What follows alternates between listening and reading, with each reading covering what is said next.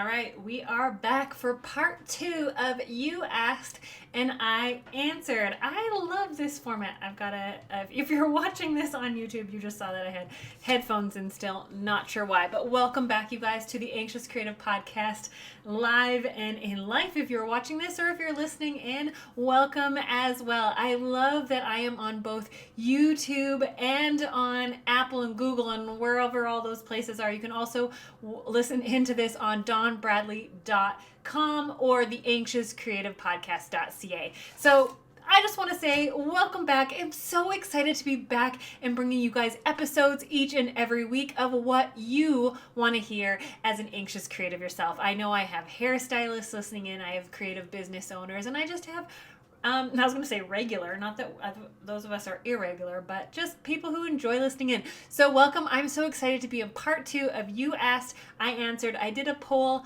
on Instagram a few weeks back about if we were hanging out over coffee or over tea or just in real life, what's one question you would like to ask me? And so I got flooded with so many. And if you're watching this, you can see I have printed out all the pages, and I'm trying to get through as many of them as possible so that you guys can get a taste of what it'd be like to hang out with me, and I can give you feedback on your questions. So I'm just going to go right into it. Unknotted YEG asks, what are the coping mechanisms you use with your anxiety? I'm in my head too much.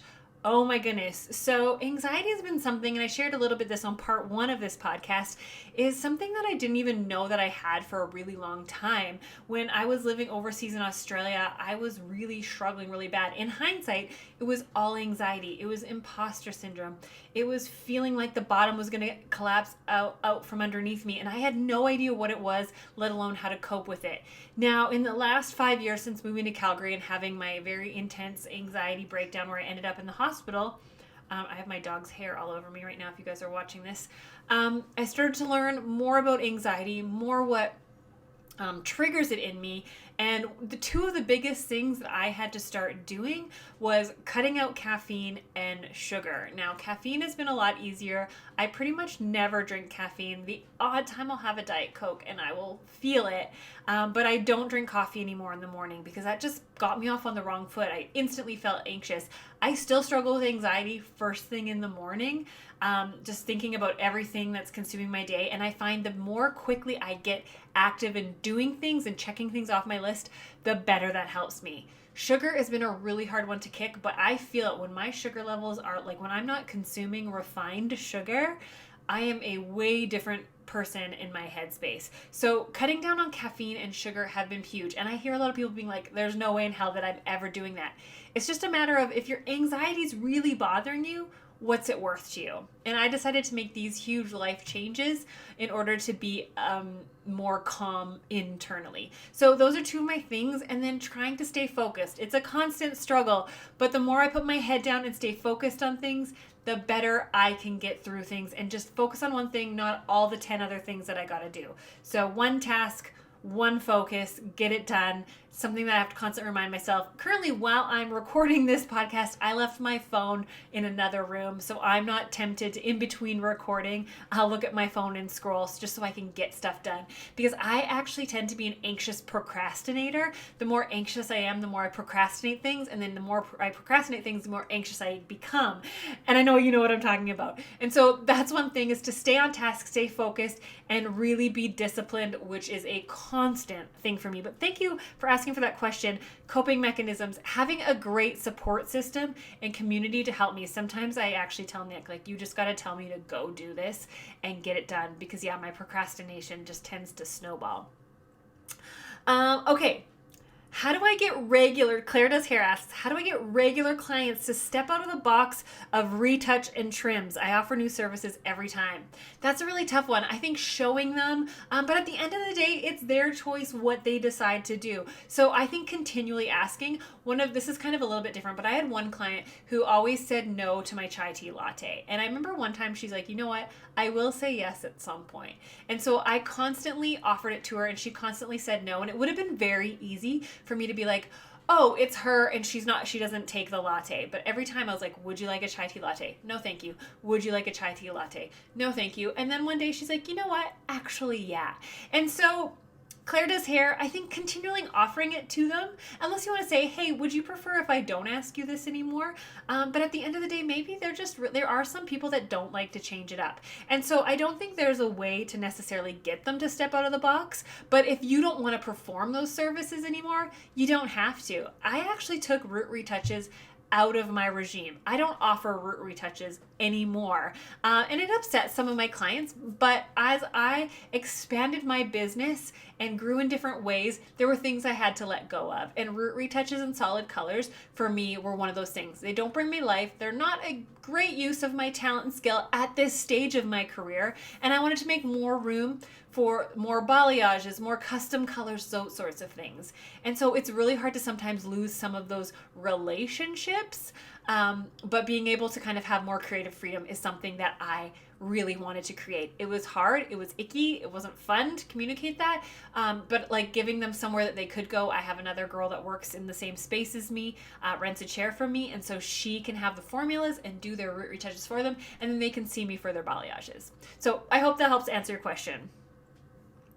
Okay, Glam by Halesy. What would you do to get all your renters fully booked or to help them gain full books? So great question. One, I get them to download my client attraction playbook, the 7 plays to fully booked. You can get it at donbradley.com/playbook.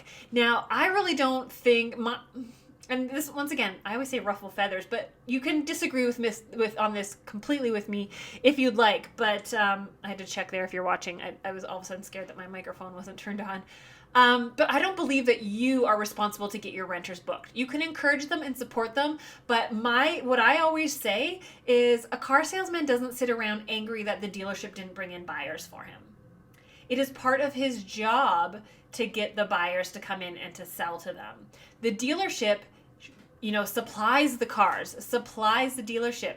It advertises for the dealership. It does not advertise for that salesperson. And essentially renters or commission stylists or employees or booth renters or whatever, you as the owner are providing the house for them and the general marketing, but it is part of their job description. And if you're not providing a job description or you're not setting out clear expectations or what is involved, I would really highly suggest you having a policy and procedure book. Salon Savior is something that I have. It's a complete template on my website. You can go check out some things that you can have clear communication with your renters or employees so everyone's on the same page when they start and understand what they are responsible for. The better communication you have in the beginning, the easier it's going to be. Now, if you're already halfway through, maybe it's time to sit down and have a meeting and be like, I just want to clarify, make sure we're all on the same page. I want to support and encourage you, but I can't do it for you. And so get them the playbook.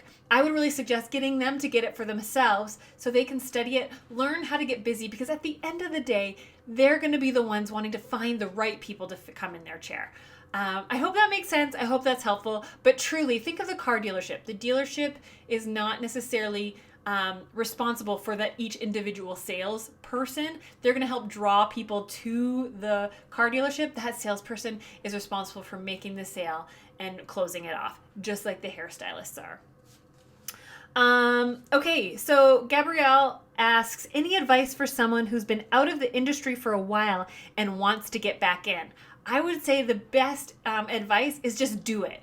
Just go for it. Don't overthink it. The more you sit and think of I hear from people who've been out of the industry for a while, I don't know if my skills are up to par, I'm nervous, I feel rusty. The best way to get back is just to get right in it and start doing it. It's like riding a bike. You might, I took a few months off this past year because my dog passed away and I just couldn't handle going into the salon, and I didn't do hair for 3 or 4 months. And I remember being nervous, being like, do I even know how to do hair anymore? But I just had to go back in. And I remember the first time doing it, I was like, it felt weird. I felt awkward. I overthought it. And the more you overthink things, the more you get inside your head. So just go pull the trigger. If you've been out for a while, maybe do some friends and family first, just to kind of get back into the swing of things. But I think don't overthink it. Keep it simple and just go do it.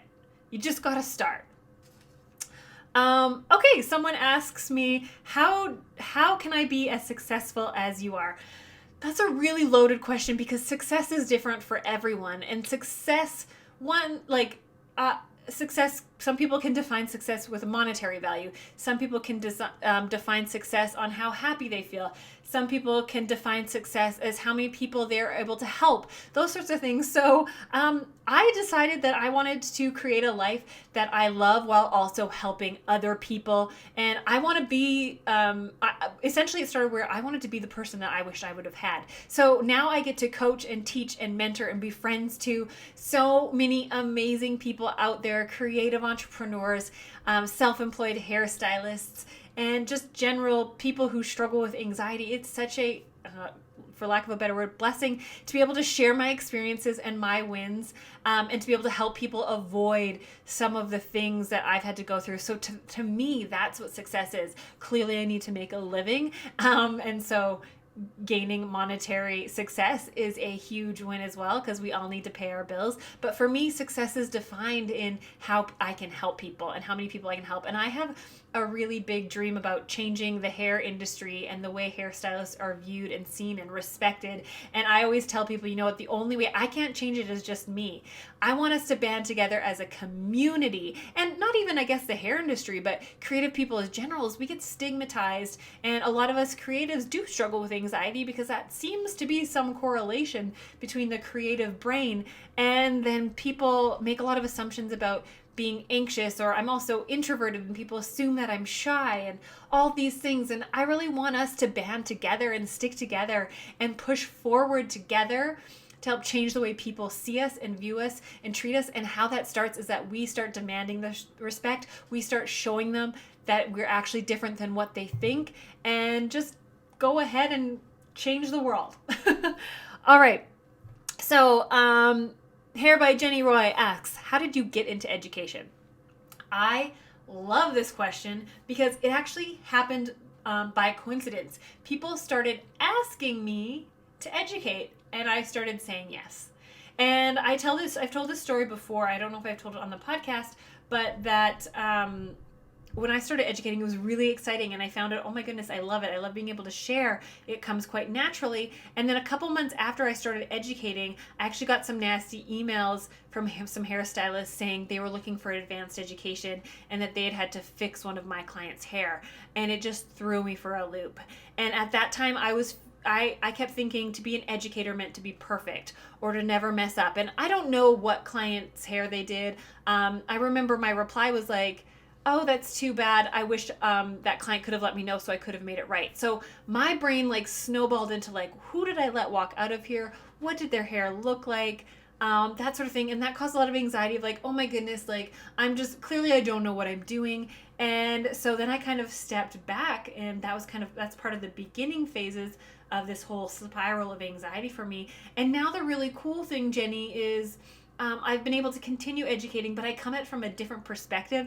And I remember in my deepest, darkest moments where I was really having really bad anxiety, thinking like, one day I'll be able to use this to help other people. And the cool thing about my education now, I don't want to say I'm glad it happened, but I'm glad I said yes in the beginning, even though I felt unqualified, unready, not confident. You can't wait for permission from somebody else. You just got to give yourself permission and go. I'm glad I stepped into that.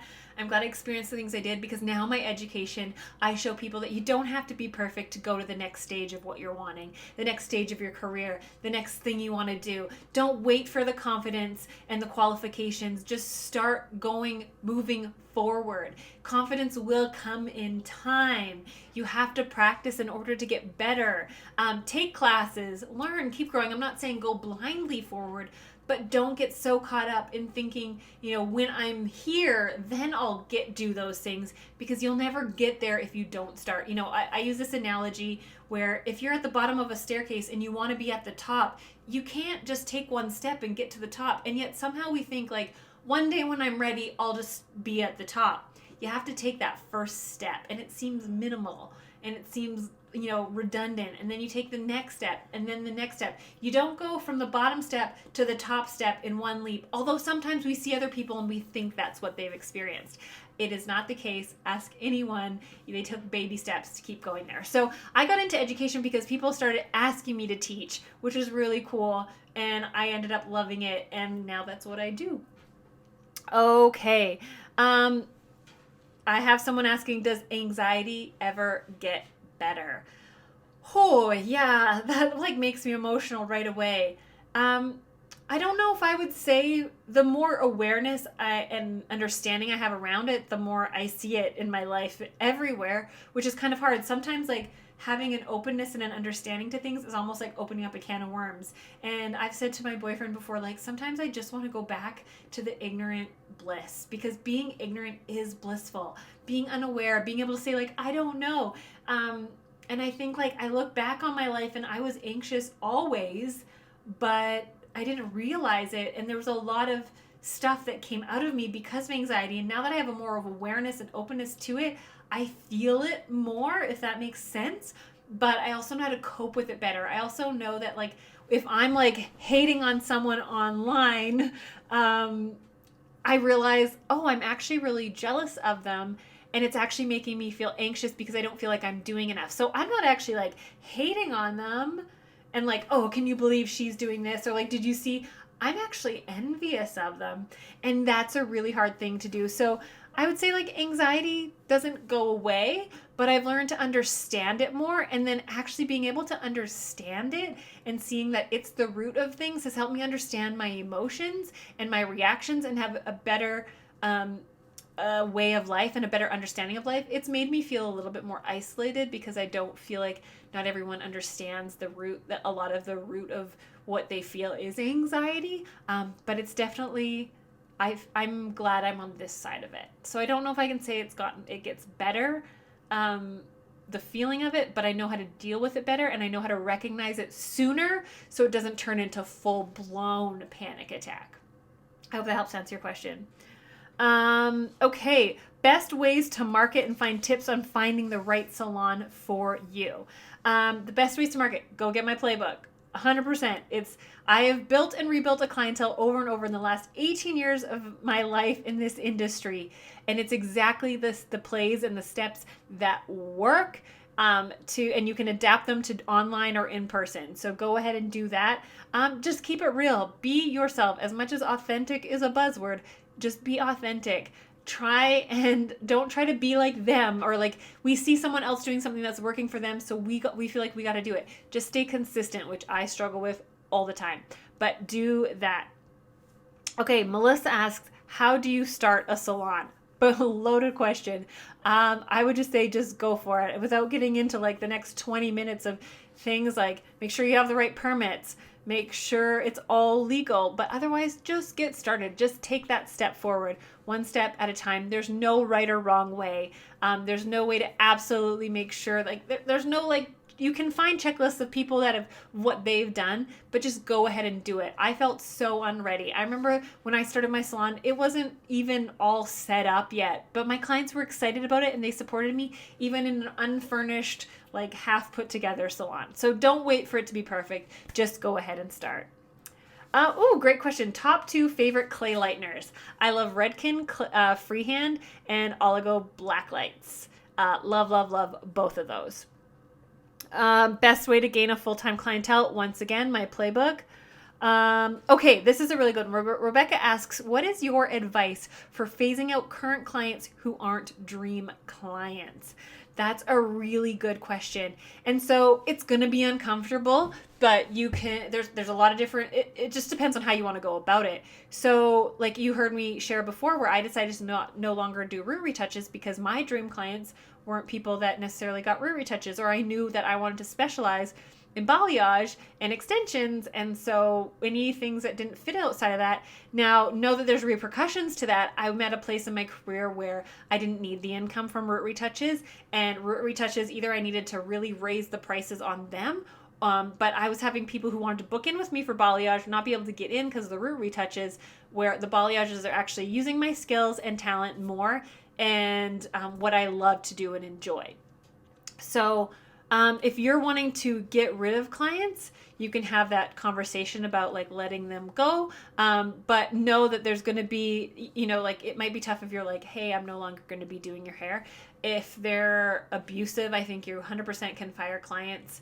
That's a really tough one. Like if they're just someone that you don't really feel like you click with, I would say like, it's going to be uncomfortable, but having the conversation of you know what? I don't feel like I'm the right hairstylist for you. The really important thing you want to learn here is that you want to communicate in a way that you're not doing it to them or at them, but you're doing it for them. And so letting them know, like, if it's a person who's not a dream client it depends. I don't really know why they're not your dream client. So I wish we could be in person right now, Rebecca, chatting this through so I could understand the reason why they're not your dream client. But if they like always seem unhappy with their hair or things like that, that's a conversation where I'd be like, you know what? I don't feel like I'm able to make you happy. And that makes me bummed because I really want you to love your hair. And so because I really care about you and I want you to love your hair, I found this stylist who really excels in this area and I know is going to do a killer job on your hair. So after today's appointment, I'm no longer going to be booking you, but feel free to book in with this person because I think they'll really take good care of you. That's one way to deal with it. It's hard to know, like I said, it's hard to know because I don't know why they're not your dream client. If it's just someone you don't really like, that's a tough situation. And can you just say like, no, thank you. I'm not going to serve you anymore. Sure, you can, but you want to tread very lightly around those situations. So really think about why they're not your dream client. Are they disrespectful to you? Are they abusive towards you? Are they not adhering to your policies? And then find out why, and then figure out how you can communicate to them that you're not doing something to them or at them, but you're doing it for them so that you want them to have a better experience. You want them to be able to have the flexibility in canceling late. So you know this place has a more loose cancellation policy. You want to make sure that they can have an appointment that fits their lifestyle better or things like that. Figure out how you can communicate that you're doing something for them to make their life easier. That would be my answer to that question. Here's another one. How can I become more motivated? Part 1, there was a bunch of people asking how do you stay motivated?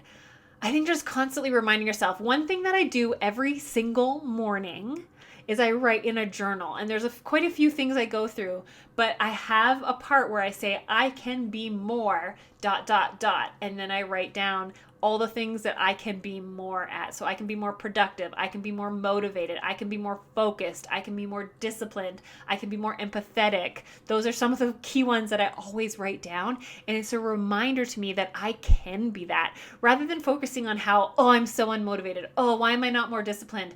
Those negatives in our mind just reinforce that we're not, and then it makes us feel comfortable that we are that way. And so by reframing that I can be more, and this is something I learned from the book, The 7 Habits of Highly Effective People. It's not my own original thought, and I wanted to let you guys know that. Don't want to claim it as my own. But learning that I can be more blank, writing those down every day has actually helps me tremendously. And also one task, I forget there's like a phrase like one task, one tab or something like that. Like I like to try to think I can be a multitasker, but I'm not. It's the Rachel Hollis quote of like, if you have 7 soccer balls a day and you have 7 kicks, don't try to kick each one once. Just take one ball, 7 kicks, push it all the way to the end, then go to the next one. Question, how did you manage financially? I don't really know what that question appeals to, is referring to, but I've never taken out a loan for my business. I've always worked really hard to get to where I'm going, to make enough money and save it up so I can pay for things ahead of time. Just so that's what makes me feel good. Finance has been something I've always been really aware of. And if it doesn't come naturally to you, find someone who can help you. The book Profit First is really helpful for us creative brains that get overwhelmed by budgeting. I've been terrible at budgeting, but this works on percentages. Use something like that to help you to move forward so that you can kind of manage your finances. Okay. How do you play around with technique without stuffing up your client's hair? Great question. That is from another Rebecca. So actually, I always have practiced new techniques right on my clients. But what I've always said to them is, hey, I just learned this new technique. I'm really excited about it. Are you open to me using it on you? FYI, it's something new, so I'm still learning it. But I want to let you know that if it doesn't turn out the way I hope it would, I'll make sure that you still like your hair. So if at the end of the appointment I don't get the results that I was hoping for, I'll make sure to make it up to you, like whether having you back or if I have time or that sort of thing. So having the honest communication with them first, letting them know, hey, I learned something new. I really want to try it out. people are getting amazing results. Are you okay with this? And then if they're not, be respectful of that. And then also maybe if you're nervous about doing that and it's a paying client, find a model to practice on. Say, hey, and like have like a little contract. I'm testing out a new technique on you. I can't guarantee it'll yield the results. In return, you're getting 50% off, because I still think they should pay you, or like you're getting the cost, you get to pay for it at the cost of the product. They're still getting their hair done, but I won't do, this is the thing. You will not get a redo or a fix on this appointment, because I've had people, I've had someone be a hair model in my class that was not my model, but a student's model, and then ask for me to fix their hair from being, they got free hair. And that's kind of like the trade-off, is if you get free hair, you don't get a fix. So that's something you want to be careful of, and contractually kind of have something figured out if that's what if you don't want to make sure you want to fix it if you're doing it for free. Now, a lot of times I will tweak and fix things because I just want to make sure they're happy with their hair.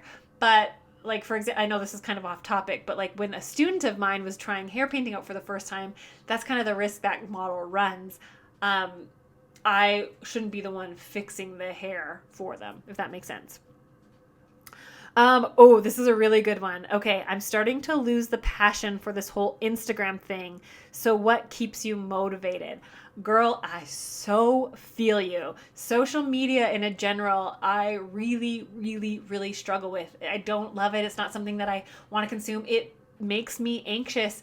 And so I try not to be a consumer of it, but a observer of it, if that makes sense. I try to limit my time on it when I try not to get sucked into the vortex of scrolling. Like I said, I like put my phone in a different room. I make sure that there's certain times. I actually try to like uninstall the app from time to time. And so try to be an observer, but not a consumer, if that makes sense. Try to be conscious of it, and it's going to take effort and it's going to take work to not get sucked in, because they create it in a way that's addictive, right? So I get it, but you are not your work. If you're a hairstyle, your hair by hair by Jaden, you're a hairstylist. A lot of our industry is online, but there's still a lot of our industry that's not on there. So I would say what you can do, lose passion for the whole Instagram thing. So maybe you don't even want to be posting. If you've got a full clientele, that's okay. Or what I would say is something that I try to do from time to time is just post, but don't consume. So just put your content out there for your clients, but don't be consuming for yourself as much. Or like put limits on it, because it feels like a full-time job sometimes, and it can consume a lot of us. And I so get that. So I try to remember that it's work, have a time limit for it, treat it as work and as a job, and then have a certain amount of time I put into it, and then walk away from it. Because otherwise, if I'm constantly scrolling and consuming, it's just too much. I hope that helps answer your question, Jaden. Okay, oh my goodness, you guys, there's still so many more questions. How do you have the confidence when working with the chemistry involved in color? Great question, Emily. Just keep practicing. I'm going to try and speed through a bunch of these more. How to make sure you don't get any splotches when you freehand hair paint. You want to take my hair painting outside the lines online program. For sure, I go through all of that. DawnBrelly.com/HPOL. How do we get clients to see our value better? We got to learn to communicate it better. That is huge. That's stuff that I talk about in my Rock Your Consultation program, as well as inside of my signature program, Rock Your Business. What steps did you take to be as successful as you are today? Once again, success is very, what's the word? My brain is just going dead.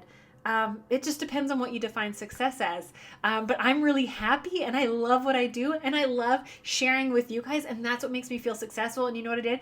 I just had to take the leap and start doing it, be true to who I am. I'm still working on being more myself for you guys. There's still some times where when I go to put stuff out there to the world, I feel like I need to be somebody else. And so I feel like with you guys especially, I can be my goofy weirdo self, and you guys love me still because of it. But that's still something that I'm working on, to be honest. But the steps that I took was that working on myself from the inside out. That is something I always work on. You can do all the outside things right. You can find business coaches that tell you do A, B, C, X, Y, Z, which is great and will get you external success. But internal success is what really matters as well. And so with my programs, I start from the inside out, because external success does not mean anything if you don't have internal success. And I know you know what I'm talking about. So working from the inside out, getting that confidence there, which I help my students with especially, because without confidence, you can fake it, but you won't feel fulfilled. What is the biggest, most imprinted thing you've learned in hair? I would say, Julia, hair painting has been like a pivotal moment for me. When I learned hair painting, it was like I found the thing that was made for me. I struggled for a really long time not feeling like I fit into the hair industry because I didn't want to do hair shows. I didn't want to do avant-garde stuff. I didn't want to do photo shoots. I just wanted to care for the people in my chair. I love those connections, those relationships, and hair painting was something that gave natural looking, beautiful hair that had my clients loving their hair longer, looking better longer, and made them be able to space out their appointments so they felt in control of when they could come back. So they got to choose when they got to come back and see me, and it was less like, oh, I have to go get my hair done, and more like, oh, I get to go get my hair done. And so finding hair painting was like, I finally found my place in this industry where I fit. Okay, I started my first salon and I'm not being trained like I was told I would be. What do I do?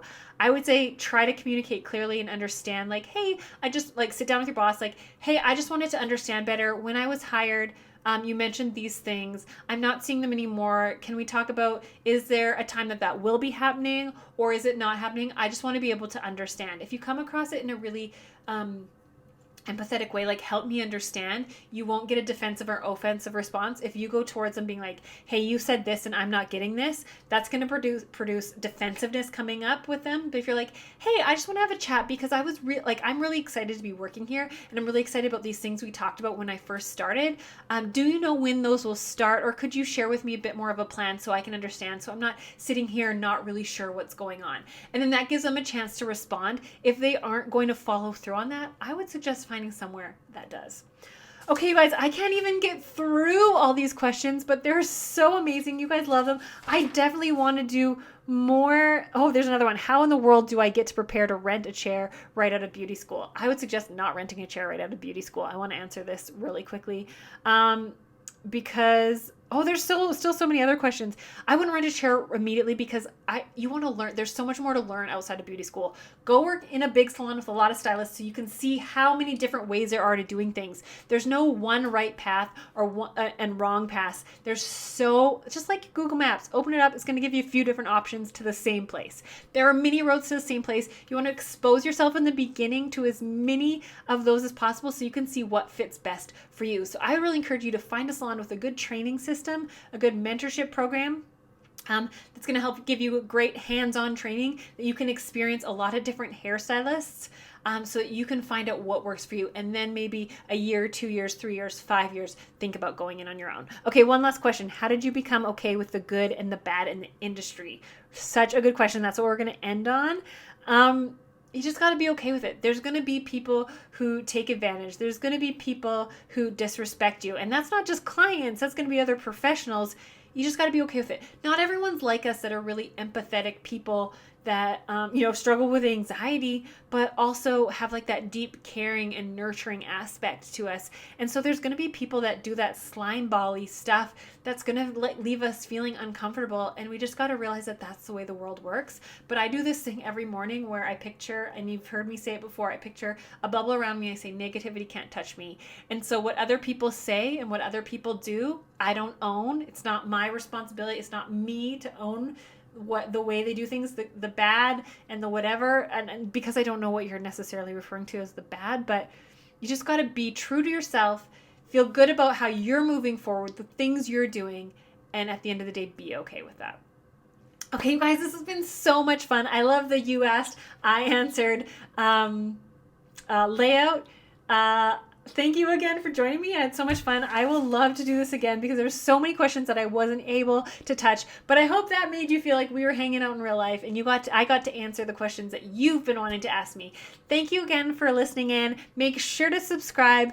leave me some love below. And if you get a chance, review this podcast. That helps more people see it so we can share this amazing shift that we're going to make in the world together. So like, subscribe, review, all that fun stuff. Thank you so much for being here. It's been a blast. I'll catch you next week.